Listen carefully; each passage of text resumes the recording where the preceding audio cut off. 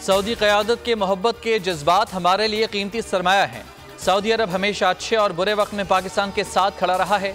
वज़ीर आज़म शहबाज शरीफ का सीरत म्यूज़ियम के संग बुनियाद की तकरीब से खिताब। कहा, कुरान करीम के कमसिन हाफिज़ों को मुबारकबाद पेश करता हूँ। राब्ता आलम इस्लामी के सेक्रेटरी जनरल की गुफ्तगू से पाकिस्तान के लिए मोहब्बत नजर आती है।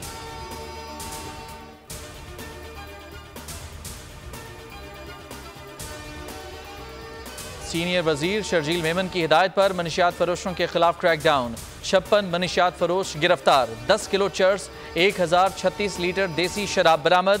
शर्जील मेमन कहते हैं, मनशियात फरोशों के दिन गिने जा चुके। हुकूमत सिंध ने सूबे को मनशियात से पाक करने का आज़म कर रखा है।